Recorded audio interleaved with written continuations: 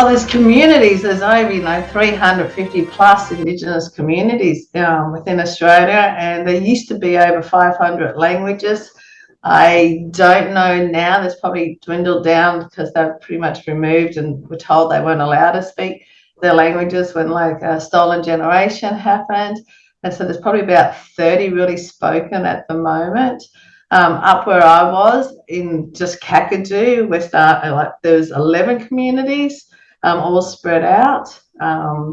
There was two main languages that speak, but then you just have to go across the river to East Arnhem Land, and there'd be a lot more as well. So, when I say community, you might only have a community really is just visualized like a small farm, and you've probably got 20 people who live on that small farm. Okay.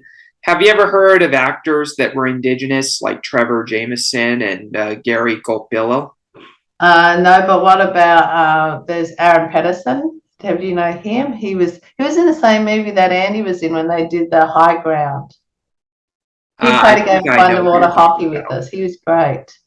And we've just had a legendary singer, Archie Roach, pass away. He died last week, and so he was an amazing First Nation. He was one of the stolen generation.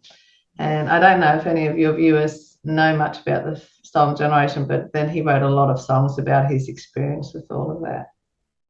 That's pretty cool. So what work did you do for the Indigenous community in the Northern Territory? I was really just raising awareness. We'd get together with other stakeholders, other clinics. There would be one company, for example, called One Disease, and scabies is really huge. Scabies is it gets on your skin, and it's actually little mites that grow on your skin, and then it can spread. And a lot of that is it purely just comes about from lack of hygiene. So it was bringing awareness of what scabies looks like and what they can do, and most of it can be cured by once they get it cream, but also just putting your clothes, because a lot of these communities don't have washing machines, or if they do, they break down, or they don't have the electricity or the resources for it. So learning to put your clothes in a plastic bag out in the sun, because it's very hot up there, so there's lots of sun, and that would actually kill the scabies mite because it gets into your clothing. It's very contagious, and it's a huge problem, and that also then can become part of the start of rheumatoid heart disease because it goes into your lungs as well. So that would be one thing. Another thing would be drink driving. Would also one of my ones that I really loved that I did was about wearing a seatbelt and not speeding, and so that was great because I did if you go into Red Lily Health Board Facebook page, it's still there. It's a video that I did just with my own phone, running around and interviewing all the kids, and I wrote the words, everything for about them feeling safe in a car with someone if they're not got a seatbelt on, or if they feel like the person has been drinking or they're speeding, and just giving the children a voice to be able to say they don't feel safe. And do they matter? That's what it was called. I matter, you matter, we matter. That was that program that we named, and so that was great. Also, we do women's health, because up in those communities, once you hit a teenage or puberty, men and women are not allowed to mingle together, especially if they're brother and sister. Or so, for example, Doug, you're my brother, we wouldn't be able to talk like this. I would be, talking to someone else to get you the message, what I want to say. Well, a lot of times people think that the First Nation people up there are fighting or yelling, but really they're talking out loud because they can't talk directly to their blood relations, so that's called bad blood doing that. So they're very, very strong with that in some parts up there, and who you can talk to. So the skin, kinship, we call it, is very strong, and you've got to respect it. So that's another thing, going back, like living up there, you really have to have a strong understanding of that. Like I was casting director for a movie called Top End Wedding, and I was only up there for a few months when I got offered that job, and it was a great privilege, never done anything like that before. And one thing I had to learn is I had to go to individual people and say, can you be with this person in this scene? Because if they were related, they couldn't be. So that was a huge obstacle, because you had to find, one, they didn't know who I was. I hadn't been there for that long. Two, I had to get an understanding of, like, why can't you be in the same room together? So I was just very lucky that I had great mentors up there teaching me, and so yeah, that's one awareness that people have to be aware of, especially if they're filming. They can't just waltz in there and just grab, hey, I'm going to have you, and you, because it really goes against a lot of their values and their family and the kinship. And that was a huge thing. If I look back even now, and it's probably happened in any other country as well, is that taking their land and their space, we're just saying, oh, you guys can all live together in this town. That's fine. We'll all move you there. But it can't. And nobody, and especially when colonization happened here in Australia, there wasn't that understanding why. And so then it would start causing internal tribal fights as well, because they're hanging out with each other when they shouldn't have been. So that was a really eye-opener for me, to learn all of that and understand that as well. I see what you mean. So, have the Indigenous community ever faced racism at all during their time? Oh, all the time.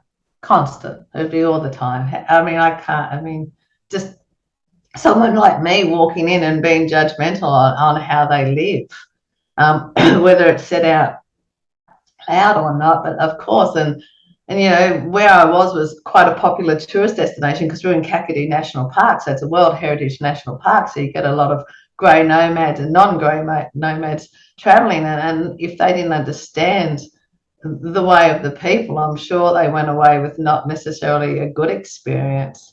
No, I shouldn't say a good experience, but a different experience, because you really have to live in these areas to appreciate culture and country more. I Okay. believe. So, yeah, after that, did you ever speak out against people that judged them or were racist? Oh, definitely all the time now. If someone says anything, I'll say something. I just have to say my husband's Indigenous, and that generally quietens them down straight away. And generally, just getting the flag out in different places, recognizing it and being aware of it and advertising. And I've got this great T-shirt. I should have worn it today, actually, Doug. And it's like a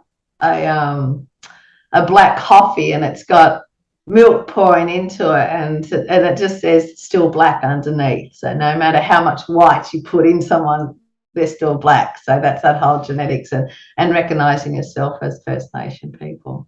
That's an interesting analogy. I've never thought of that before. Yeah, exactly. Well, at the end of the day, it's how do you recognize yourself? You Yeah, know? definitely. The Indigenous people are really cool. Like, have you ever been involved with the Maori at all, or any of that Indigenous stuff? No, only, I mean, there's a lot of Maoris in Australia, but I don't really know much about their culture at all. The only thing I can say is that it's great because, I mean, once again, it's a smaller country, New Zealand, and they probably had multiple languages, and maybe that's gone to a few. But I know my friends who are from Kiwi land, New Zealand, they all, at school, they all had to learn the Maori language, and they would have to say the national anthem in it. So there's a higher recognition of the of the First Nation people there in New Zealand, which I think is wonderful. And it's something we don't do here, and yet we're not, we're a 3-hour flight away, really. So it's amazing how different Australia, and I know Australia's a lot bigger country, but just, yeah, how different that has all stemmed out. It just astounds me sometimes. Yeah, you might have heard of Martin Luther King Jr., have you? Yeah, definitely. He was here not a few years ago. Martin Luther King Jr. is the guy from the 60s and 50s in Yeah, America that was with the civil rights movement. And I remember growing up in my home state of Colorado, whenever I went from one school, from elementary to grade school and all that, every year before Martin Luther King Day or during the week of Martin Luther King Day, we had to take a march around the school singing "We Shall Overcome," which taught you the values of protesting in a nonviolent way and also accepting and embracing each other's differences. And what I yeah, think is sad is a lot of the people I know have lost a lot of those values. And I'm one of the very yeah, few people that not only embraced it as a kid, but kept it as an adult, kept those values, because Martin Luther King is a legend, in my Yeah. opinion, a good example on how to protest and live your life. And peacefully as well. But also just like I take my hat off to people like that, because they have to be so focused and just push through all the boundaries, and it's not easy for their family. It's his grandson that was in Australia a few years ago, and I can't remember his name.